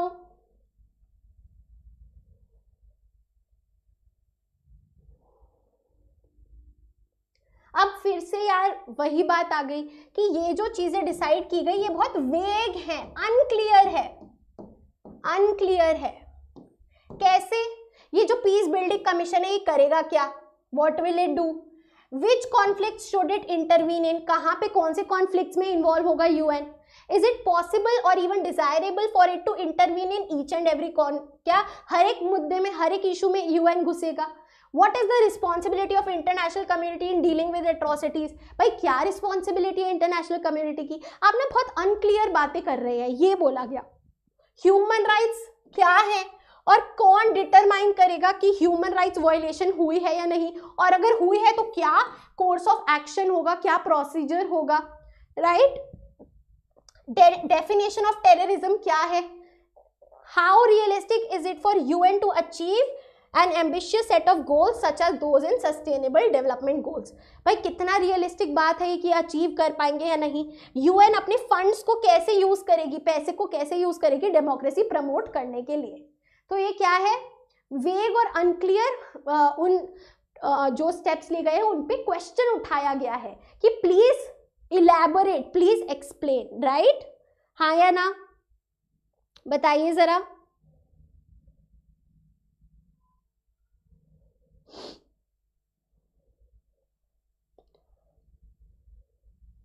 बहुत अच्छे, ये हमने कर लिया है यूएन सेक्रेटरी जनरल की जो टाइमलाइन है, very important for your CUET. अब चलते हैं India and the UN reforms पे। इंडिया के पर्सपेक्टिव में क्या चेंजेस है और इंडिया का क्या कहना है रिफॉर्म्स को लेके? वेरी इंपॉर्टेंट, इस पे आपका आंसर बनता है। India has supported the restructuring of UN on several grounds. कुछ रीजंस है जिसपे इंडिया ने सपोर्ट किया है कि यूएन को रीस्ट्रक्चर करना चाहिए। It believes that a strengthened and revitalized UN is desirable in changing world.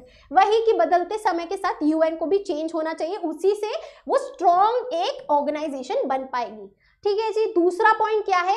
India also supports an enhanced role of UN in promoting development and cooperation among states, कि UN को और ज्यादा बेहतर तरीके से और ज्यादा इन्वॉल्व होना चाहिए डेवलपमेंट में, सोशल और इकोनॉमिक डेवलपमेंट में, और कोऑपरेशन कराने में अमंग डिफरेंट स्टेट्स।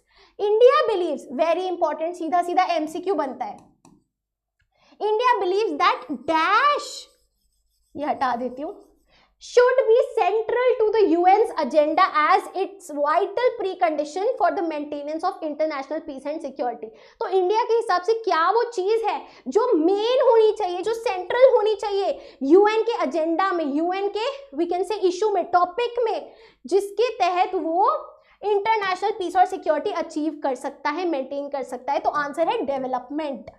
तो इंडिया का मानना है कि यूएन को डेवलपमेंट पे सबसे ज्यादा फोकस करना चाहिए।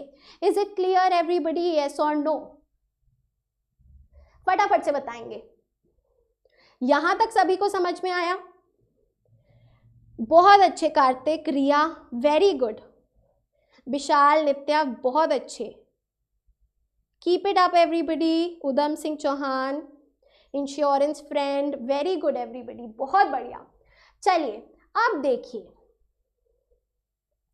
इंडियाज मेजर कंसर्न्स क्या है, सबसे मेजर प्रॉब्लम क्या है इंडिया को? The composition of Security Council has remained largely static. Static यानी कि जो नहीं बदल रहा, एक ही जगह स्थिर है, right? Which does not change. Dynamic यानी कि जो change होता है, static यानी कि एक जैसा है. While the UN General Assembly membership has expanded considerably. भाई UN General Assembly में तो नए नए members आते गए हैं, लेकिन Security Council static रहा है, उसमें और मेंबर्स को इंक्लूड नहीं किया है। इसकी वजह से जो सिक्योरिटी काउंसिल है वो उसका जो रिप्रेजेंटेटिव कैरेक्टर है वो अच्छा नहीं है, हार्म हो गया है, वो रिप्रेजेंट नहीं करता हर एक कॉन्टिनेंट को, राइट, वो ज्योग्राफिकली रिप्रेजेंटेटिव नहीं है। इट ऑल्सो आर्ग्यूज, तो ये सबसे पहला है जो इंडिया बोलती है कि भाई सिक्योरिटी काउंसिल स्टैटिक है और रिप्रेजेंट नहीं करता है कंटेम्प्रेरी वर्ल्ड रियलिटीज को। और number 2, it also argues that an expanded council with more representation will enjoy greater I would say autonomy या फिर preference in the world community, कि भाई अगर आप सिक्योरिटी काउंसिल की मेंबरशिप को एक्सपैंड कर देंगे तो जो वर्ल्ड कम्युनिटी है ज़्यादा खुश होगी, ज़्यादा रिस्पेक्ट करेगी और ज़्यादा रिप्रेजेंटेटिव यूएन बन पाएगा। क्लियर एवरीबडी, यस और नो? तो ये 2 चीज़ें बोली गई। उसके बाद यहां पे हमारा मोस्ट इंपॉर्टेंट 6 मार्कर बनेगा, 6 मार्क्स। इससे पहले देखिए 1965 में जो है यूएन सिक्योरिटी काउंसिल की जो स्ट्रेंथ है उसको एक्सपैंड किया गया था। This is very important for MCQ. पहले 11 मेंबर्स थे, उसको 15 कब किया गया? 1965 में। यूएनएससी जहां पहले 11 मेंबर्स होते थे उनको 15 किया गया। कब? 1965 में, याद रखेंगे, ठीक है। Since then the size of the council has remained stationary, उसके बाद से स्टैटिक रहा है, कोई बदलाव नहीं आया है। India argues that developing countries should also have a role in shaping the decisions of the Security Council which affect them. तो भाई इंडिया ने बोला कि केवल डेवलप्ड नेशंस नहीं, not only developed nations but also developing nations should be given, we can say, some authority, some decision making power, right. जिन मुद्दों में डेवलपिंग कंट्रीज को अफेक्ट हो रहा है वहां पे उनको खुद को डिसीजन लेना चाहिए। India supports N increase in the number of both permanent and non permanent members, right, कि जो मेंबरशिप है उसको एक्सपैंड किया जाए। यहां से हमारा 6 मार्कर शुरू होता है कि भाई इंडिया खुद जो है एक परमानेंट मेंबर बनना चाहती है। Do you support this? If yes, justify. तो पूरा जो हमने क्राइटेरिया पढ़ा उसको हम इंडिया के लिए चेक बॉक्स कर देंगे। भाई इंडिया सबसे ज्यादा most populous country in the world है, लार्जेस्ट डेमोक्रेसी है, it has participated in virtually all of the initiatives of UN, UN के हर एक इनिशिएटिव में भाग लिया है, यूएन पीस कीपिंग एफर्ट्स में भी रोल प्ले किया है इंडिया ने, इकोनॉमिक इमर्जेंस बहुत अच्छी है, राइट, और रेगुलर फाइनेंशियल कंट्रीब्यूटर है टू द यूएन, साथ में मिलिट्री पावर है। जो 6 क्राइटेरिया था ना उसको हमने इंडिया पे अप्लाई कर दिया और जस्टिफाई कर दिया कि भाई ये रीजंस है जिस वजह से इंडिया एक eligible we can say country है for permanent membership in the UN. Is it clear? सीधा सीधा 6 मार्कर आपका बनता है। और इस 6 मार्कर को आप कैसे लिखेंगे? पहले इंट्रो डालेंगे, उसके बाद ना क्राइटेरिया, जैसे पॉपुलेशन जो पहला क्राइटेरिया है उसको ऐसे बॉक्स में बंद किया और फिर यहाँ पे इंडिया के लिए वो कैसे अच्छा है वो एक्सप्लेन कर दिया। फिर नेक्स्ट बॉक्स में आप दूसरा क्राइटेरिया डालेंगे और ऐसे एक्सप्लेन करते जाएंगे for 6 marks. Is it clear everybody? Yes और नो? फटाफट से बता दीजिए बच्चा। अब मोस्ट पॉपुलेटेड हो गया है, सेकेंड मोस्ट पॉपुलेटेड बुक में होगा क्योंकि ये रिसेंट है, राइट। फटाफट से, क्विकली, बहुत अच्छे। So this was the most important part.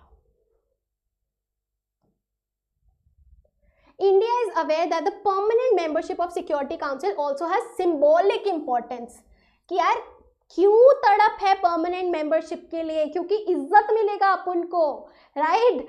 Countries growing importance की एक झलक है वर्ल्ड अफेयर्स में कि भाई इंडिया से बच के रहो, इंडिया पावरफुल हो रही है। An advantage to country in conduct of its foreign policy, accordingly वो बाकी कंट्रीज के साथ डील करेगी, राइट। एक रेप्यूटेशन है जो पावरफुल बनने की, उससे इन्फ्लुएंशियल होगी, अगल बगल के पड़ोसी डरेंगे, इज्जत करेंगे। दैट इज वाई ये केवल एक परमानेंट मेंबरशिप नहीं है, ये सिंबॉलिक इंपॉर्टेंस है, इससे ये सारे फायदा आएंगे, राइट। है ना, इज्जत मिलेगी, इन्फ्लुएंस मिलेगा, पावर मिलेगी। किसको पावर नहीं पसंद यार, राइट। सो आगे देखिए, ओके, इसके बाद यूनिपोलर वर्ल्ड है, ठीक है, थोड़ा ही बचा है, करते हैं। Now this is also very important. कुछ कंट्रीज हैं जो इंडिया के परमानेंट मेंबर्स बनने से नाखुश है, उनको प्रॉब्लम है, तो वो क्या बोल रही हैं, some countries question India's inclusion, so Pakistan is reluctant to see India become a permanent veto member of the Security Council। obviously भाई पाकिस्तान को तो प्रॉब्लम होगी क्योंकि हमारा इशू डिस्प्यूट उनसे चलते ही रहता है। some countries are concerned about India's nuclear weapons capabilities, कि भाई इंडिया कितनी पावरफुल है, राइट, वो अनक्लियर है, या फिर न्यूक्लियर वेपन की जो कैपेबिलिटी है वो ज्यादा है तो गलत है, और कम है तो मिलिट्री पावर उतनी नहीं है। Others think that its difficulties with Pakistan will make India ineffective as a permanent member, क्योंकि भाई खुद तो वो पाकिस्तान के साथ अप्स एंड डाउन्स में लगी हुई है, कॉन्फ्लिक्ट रिडन है, वो कैसे एक पीस एस्टैब्लिश करने में मदद करेगी। ये opinions है of those who are not in favor of India's membership. Yet others feel that if India is included, अगर इंडिया को शामिल कर भी लिया परमानेंट 5 में, एक बच्चे को टॉफी दे दी तो बाकियों को भी देनी पड़ेगी ना जो वहां पे हैं। तो सिमिलरली बाकी जो इमर्जिंग पावर्स हैं जिनकी चेक बुक हो गई है, चेकलिस्ट, वो क्या है, Brazil, Germany, Japan, South Africa, इन सबको भी परमानेंट मेंबरशिप देनी पड़ेगी, केवल इंडिया को नहीं देके बैठ सकते। क्लियर एवरीबडी, हाँ या ना? So these are the some feel that Africa and South America, क्योंकि ये दो ऐसे कॉन्टिनेंट्स हैं जो बिल्कुल भी रिप्रेजेंटेड नहीं है P5 में। एशिया से फिर भी चाइना है, लेकिन अफ्रीका और साउथ अमेरिका से कोई भी कंट्री नहीं है, उनको रिप्रेजेंटेशन मिलनी चाहिए अगर एक्सपेंशन होता है परमानेंट मेंबर्स का in the security council, right, since those are the only continents not having representation in the present structure. ठीक है, Given these concerns, it may not be very easy for India or anyone else to become permanent member of UN in the near future. तो this is the answer कि India अभी तक क्यों एक permanent member नहीं बन पाई है। These are the answers. Clear everybody? Yes or no? बताएंगे फटाफट से। Quickly let me know everybody. Is it clear? हाँ या ना?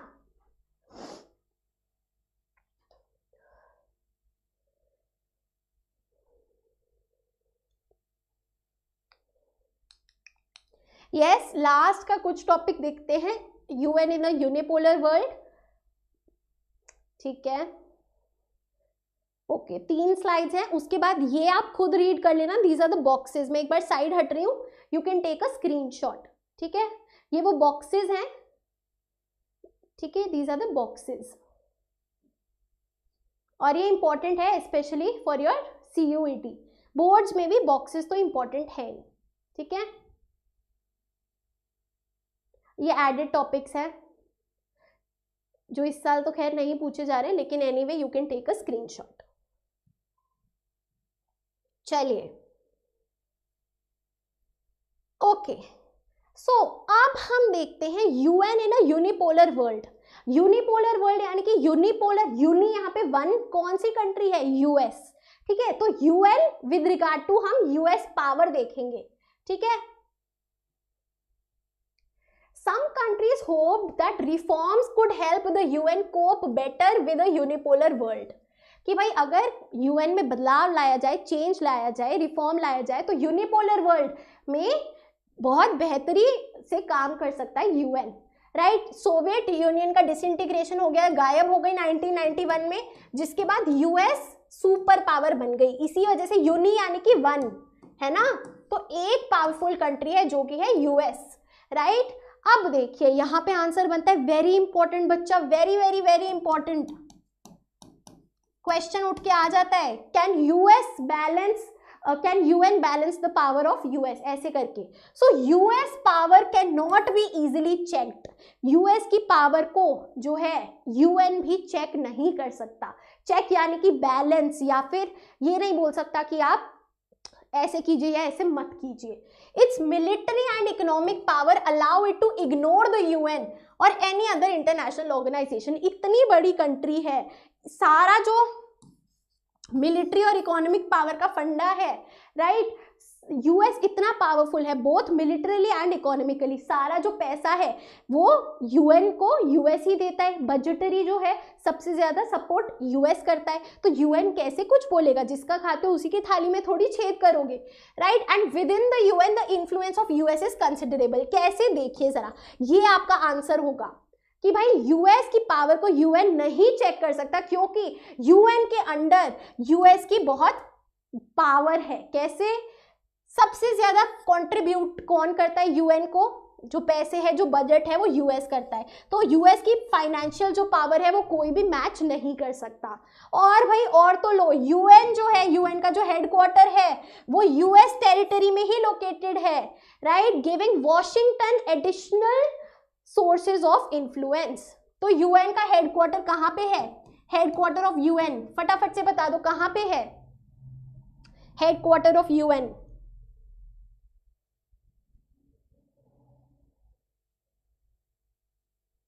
बताइए, where is the headquarter of UN, फटाफट से।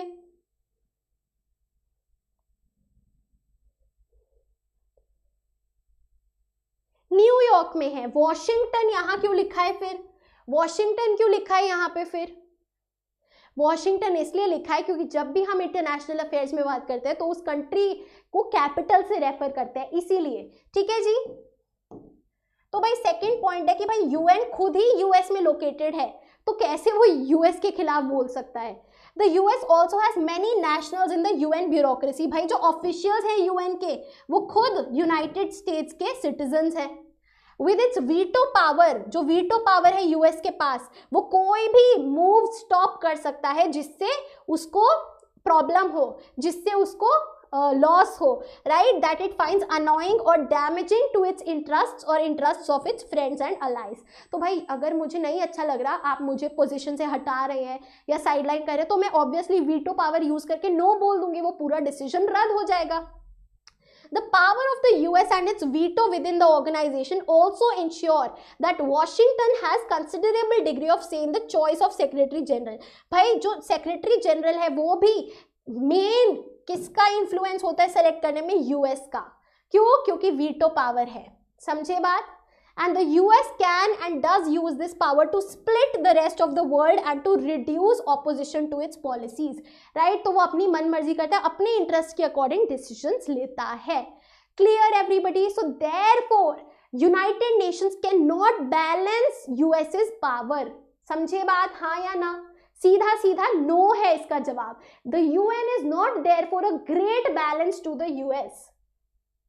समझे बात?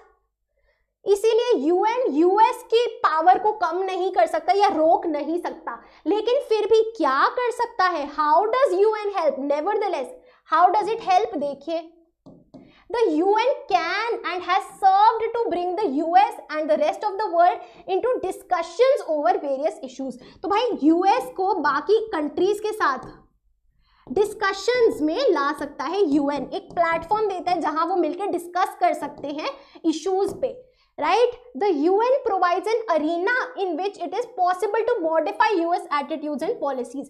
आप कोशिश कर सकते हैं यूएस से बातचीत करके कुछ चेंज ला सकते हैं अगर आपको उनकी पॉलिसी का नहीं पसंद आ रहा तो।